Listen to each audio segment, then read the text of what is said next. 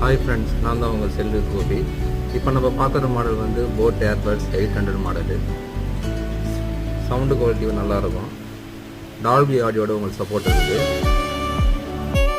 Play back பார்த்தீங்கன்னா 40 hours வரைக்கும் நீங்கள் கண்டினியூ யூஸ் பண்ணலாம். சார்ஜர் பேக்கப் நல்லா தான் இருக்குது.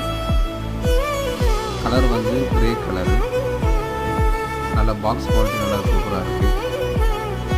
இந்த ப்ரைஸுக்கு ஒர்த்தான மாடல் தான்.